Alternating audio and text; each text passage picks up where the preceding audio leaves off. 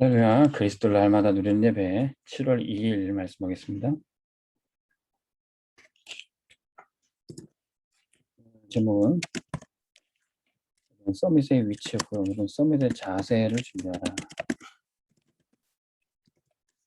창세기 45장 7절에서 8절 말씀입니다.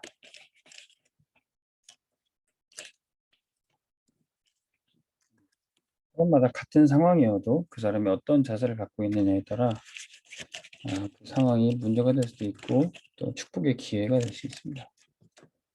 그래서 우리가 항상 어떤 문제, 환난과 핍박에서도 서밋의 자세를 갖고 있으면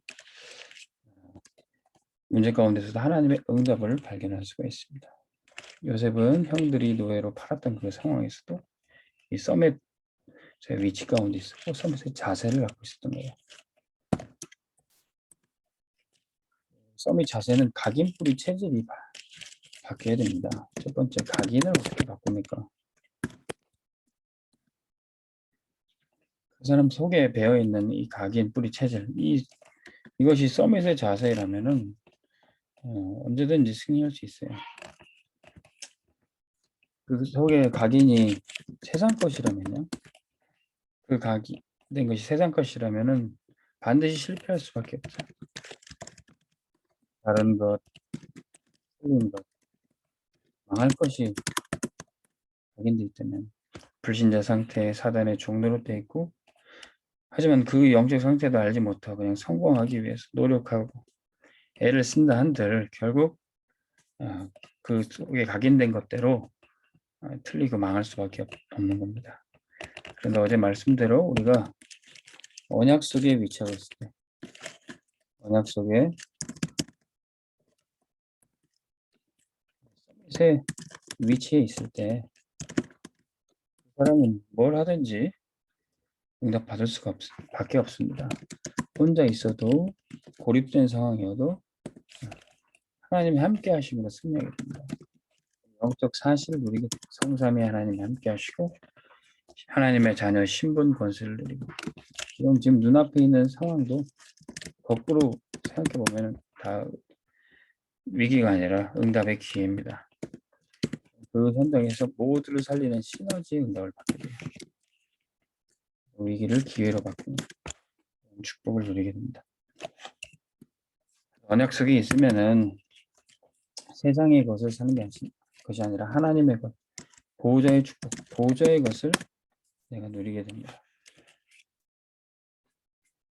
하나님이 보호자의 축복을 내게 허락하셨구나, 그걸 확인하게 되는 거죠. 이렇게 각인을 바꾸게 되면은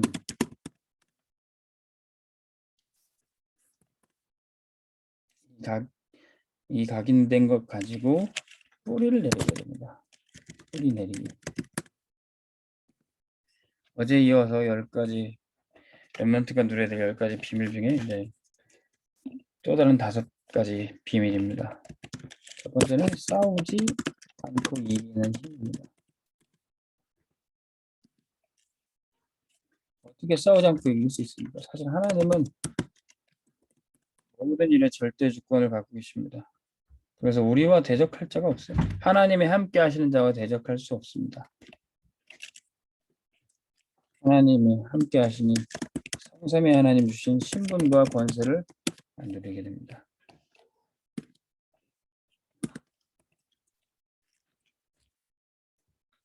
그럼 두 번째는, 그러면 위기된 상황도 문제도 재창조되는 거예요. 재창조의 축복.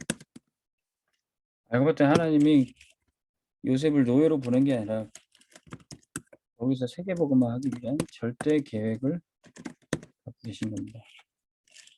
이 절대 계획을 알 때부터, 그때부터 원망 불평은 사라지고 감사가 되어지게 돼 있어요. 하나님이 최고 응답 주시려고 나를 이곳으로 보내신 겁니다.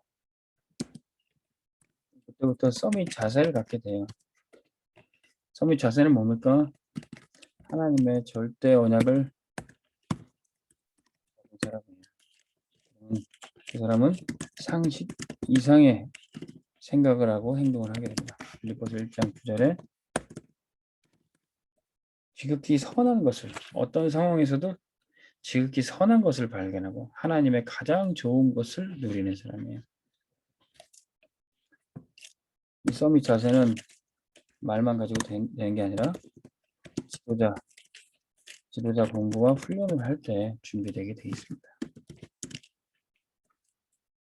그러면 하나님이 이 서밋 지도자를 어디든 보내십니다. 사막, 광야 같은 곳에, 황무지곳 같은 곳에서도 여기서 생명운동 하도록 인도하십니다. 그 가는 길을 절대 여정이라고 해요. 여기 아무도 도와주지 않는 것처럼 보여도 아무것도 없는 상황이라 할지라도 모든 것이 응답의 기회인 것을 보게 됩니다.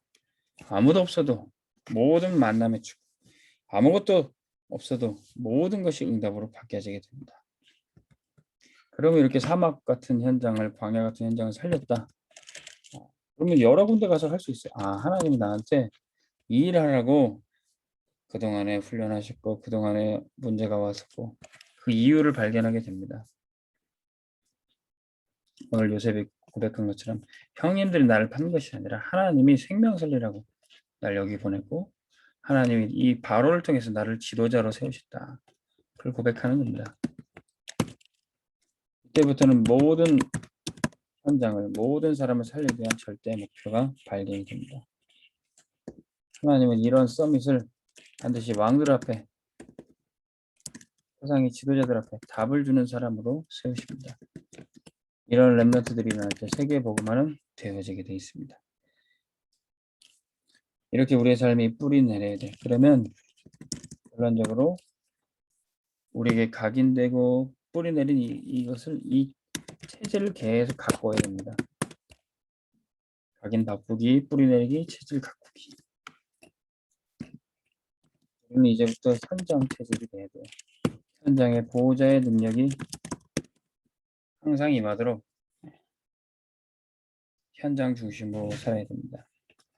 237 5천 종족을 살리기 위해서 모든 민족에게 가고 두루 다닐 수 있는 체제를 만들어야 돼요. 그러면 내가 가는 곳마다 하나님의 나라가 임하게 됩니다. 그럼 거기에 하늘 군대가 동원이 되고 시공간을 초월하는 역사가 나타나요. 나와 관계된 모든 현장에 흑암이 꺾이는 역사가 나타나요.